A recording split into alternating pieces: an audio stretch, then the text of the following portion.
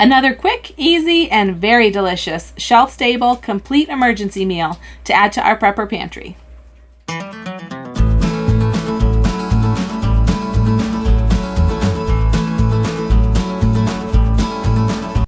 Hey guys, it's Jara with Wicked Prepared. Welcome back to my kitchen. Today I'm putting together another shelf-stable meal in a jar. The meal I'll be doing today is a barbecue beef and beans, and oh my goodness, it turned out so amazing. Every month I like to take a look at the ingredients that I can get on sale, and then I try to plan a meal that uses some of those ingredients. That way I can take advantage of the best prices and put together a number of meals to have on my shelf in case of emergencies. The best part about these meals is that they're completely shelf-stable for a pretty long term, and they're just add water and cook very quickly using very little fuel. Many of the ingredients that I use in my meals in a jar are freeze-dried because those have an amazing long shelf life. We buy most of our freeze-dried food from Thrive Life because they have absolutely the best freeze-dried food out there. So I take a look at their sale flyer, and this month the meat that they had on sale was shredded beef. Now this is the best stuff ever. This is like if you took a chuck roast and you cooked it long and slow until it was just falling apart and shredding and succulent and delicious. That's what kind of beef I'm talking about. So thinking about recipes, I was coming up with things like beef stew, beef and barley soup. Now we're in spring, coming into summer, so I just thought nobody's going to want to make stews and soups at this time of the year. So that's when I came up with the barbecue beef and beans. That totally sounds like a summer meal to me, something you would have at a cookout, a great meal to have in the summertime. But at the same time, it's still very hearty and very filling. There's nothing light about this meal. You really don't need a lot of specialized equipment at all to put together these meals in a jar. They're not pressure canned. You don't need any kind of a canner. All I'm going to need today is a wide mouth quart size mason jar, a few measuring cups and spoons in various sizes, and a wide mouth canning funnel. And of course my ingredients. Today I'll be using a few different types of instant beans and the shredded beef, of course. For veggies, I've got onion slices, green chilies, and some tomato powder. And then for seasonings, I've got ketchup powder, I've got a granulated brown sugar, and I have a few seasonings that we'll be using just a little bit of. There's a Worcestershire sauce powder, hickory smoke powder, and a grill flavor powder. Now, a couple of these are going to be optional, so don't freak out about all the strange ingredients, but I will put links down in the description. I'll let you know where I purchased all of these things. It's really great to have some powdered ingredients if you're going to be making meals in a jar like this. So I've got my mason jar here and my canning funnel, and we are going to start with the shredded beef. I'm going to do 1 cup of the shredded beef.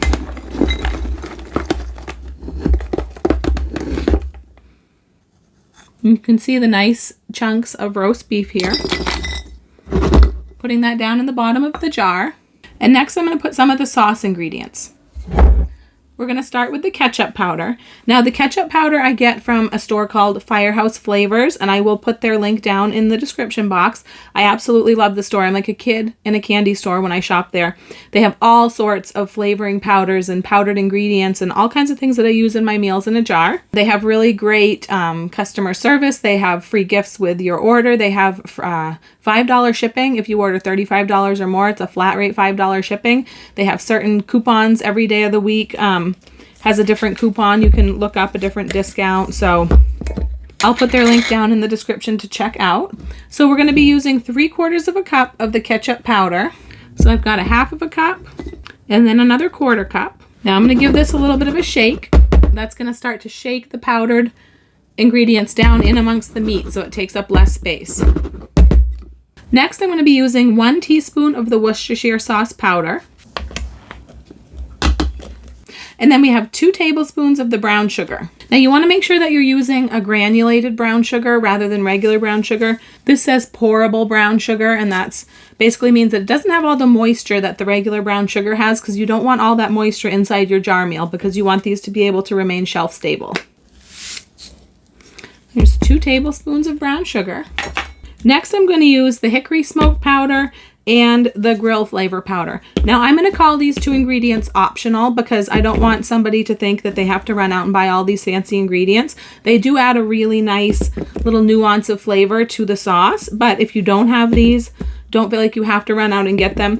But a little bit goes a long way, and they're very inexpensive. So if you do end up making an order from the Firehouse Flavors, you know, you could just throw these in the cart. They're just a few dollars. So I'm going to be using a 1/4 teaspoon of the hickory smoke powder and 1/8 teaspoon of the grill powder, the grill flavor powder, which this is really interesting. It doesn't really smell like much, but if you get a little on your finger and taste it, you really, really taste that grill flavor. Like I think a lot of fast food restaurants must use it maybe to get that really grill flavor on their food. Okay, and next I'm going to use a little bit of tomato powder. Now, if you think about it, the ketchup powder, now ketchup is mostly made out of some tomato paste, some sugar, some vinegar, some salt, and you would have ketchup. So I really could have probably made this sauce a little bit more from scratch if I had wanted to use some tomato powder, some vinegar powder, salt and sugar to make up my ketchup, but I just figured it was easier just to use the pre-made ketchup powder. A lot of times if I'm making a barbecue recipe, I do make my barbecue sauce with just ketchup, brown sugar, and just all these same ingredients. But I did want a little bit of tomato powder in so that I can get a little bit of more sort of a tomato, robust tomato body in this sauce. Now the tomato powder is pretty potent. A little bit goes a long way.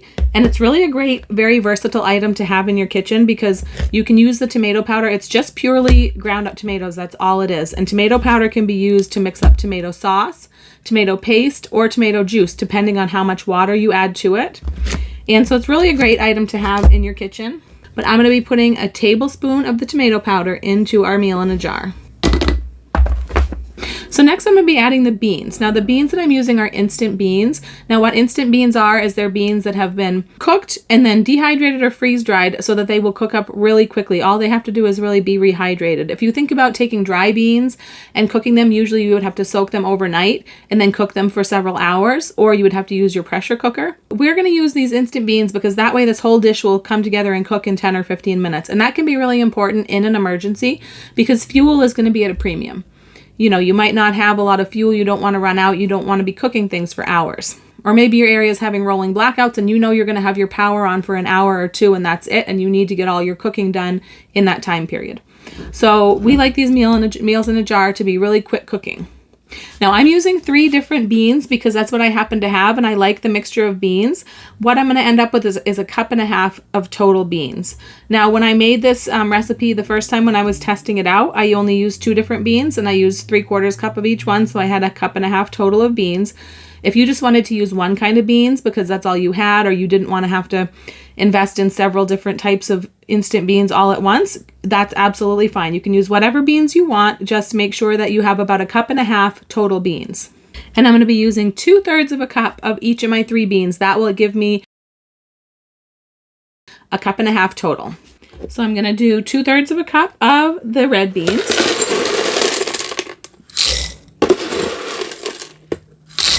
2/3 cup of black beans.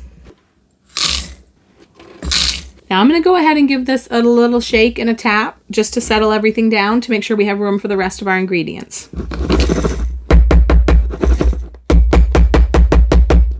Okay, so the final kind of beans that I'm putting in here are the instant pinto beans.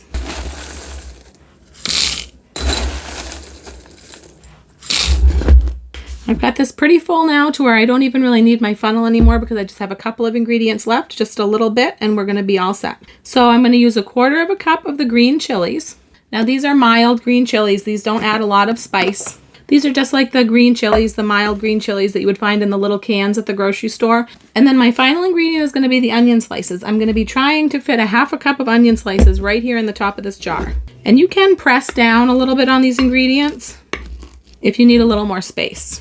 It might break them up a little bit, but that's fine.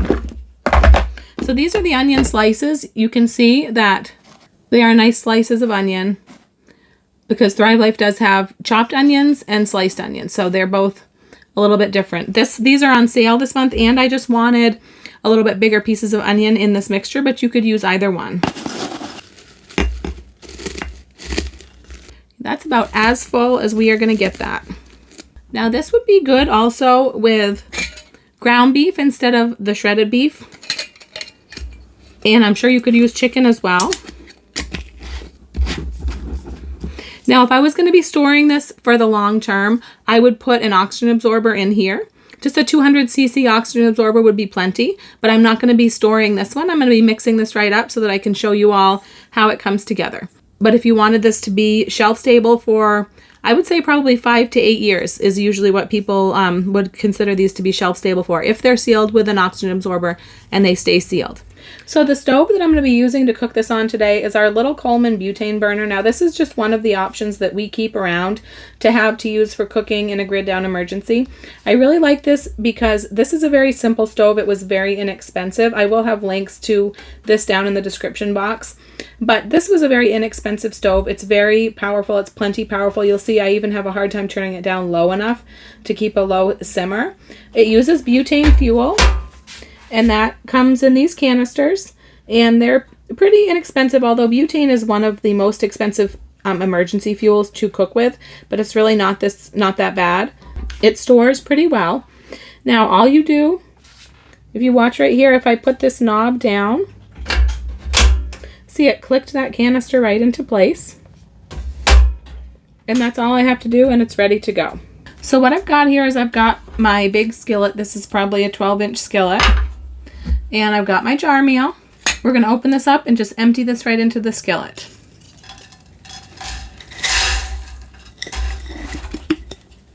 And then right here I've got 3.5 cups of water. I'm going to go ahead and add that right in. And then I'm just going to gently stir this until everything is combined and everything is wet. So that's looking pretty good. Now I'm going to go ahead and turn on the burner. I don't need a match for this or anything. This has an auto ignite. And I'm going to turn this to about medium so that I can bring this up to a simmer kind of slowly.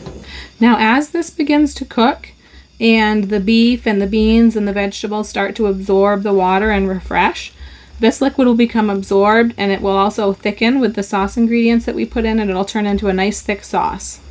See, we've got our chunks of beef, all of the beans and the veggies, everything is in there. Now this has not even started to simmer yet, and I can already feel it starting to thicken up a little bit. Once it gets going, I'm going to put a lid on it, and we're going to simmer it covered so that it can trap some of the liquid inside to make sure we have enough liquid to completely refresh all of our meat and all of our beans. The veggies are really nothing to worry about. They're probably already refreshed. But the important thing to remember with a meal like this is that as you're going along, you can always add a little bit more water if you need to, if your sauce gets too thick, or if you have some elements that have not fully refreshed and they're not fully the texture that they should be. With freeze-dried food, if you're not getting the texture that you want, if it hasn't come back to its original texture, it's either going to need a little more liquid, a little more time, or a little more heat, or a combination of any of those. I'm going to go ahead and put a lid on this while we bring it up to a simmer. I'm just going to keep an eye on it to make sure that it doesn't get out of control. Okay, you can see we are already starting to have a little bit of a simmer going on here. So I'm going to go ahead and turn this down really low as I can get it. Put the lid on and let it go for probably about 10 minutes. Okay, so 10 minutes have passed, and this has thickened up really nicely. But what I really need to do is check and see if everything has refreshed properly, and what we're mostly going to be watching for is the beans and the meat. So I'm going to try some of that and see if it's gone long enough or if it needs to go longer. The beans are good. The beef could probably use a tiny bit more, but I think if I turn, that was a really thick chunk of beef that I picked purposefully. I think if I just turn this off and let it sit for a few minutes, it will be enough to finish them off. Because you can see it's completely thickened up. That's beautiful. So I've turned that off. I'm just going to add the lid and let it set for just a few minutes. So here is our completed dish. You can see it's thickened up beautifully. I did just do another taste test and everything seems like it's refreshed perfectly. Now, like I said, with the freeze-dried food, if something is not refreshed to your liking, all you would have to do is just add a little bit more water and simmer it a little bit longer and get it just the way that you like it. So let's dish this up and see how it tastes. You can see how wonderfully thick and hearty this is. Okay, I've let this cool off for a few minutes and now I'm going to give it a try.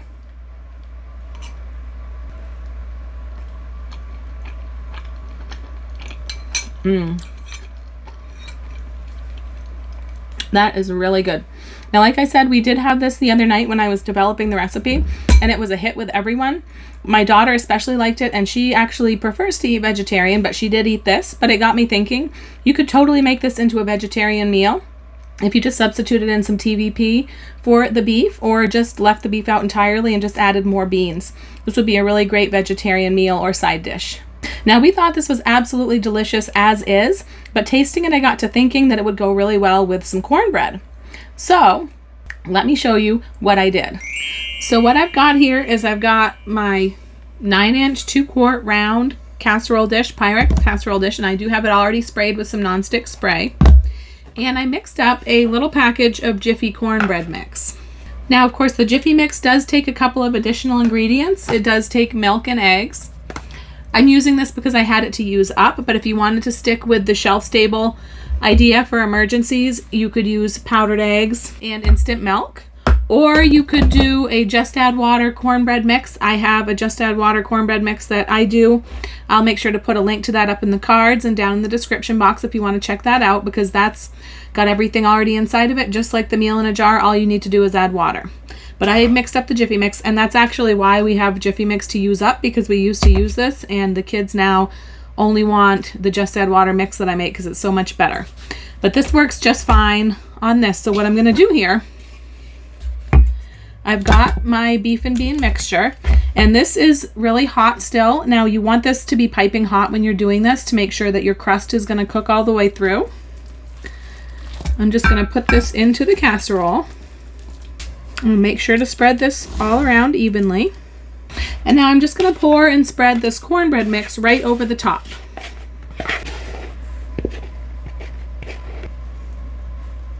Now, the Jiffy mix really is just the right amount to make a perfect crust on this. So what we're doing here is we're essentially making this into a pot pie of sorts. The cornbread is going to form the crust, and those two flavors absolutely go perfectly together.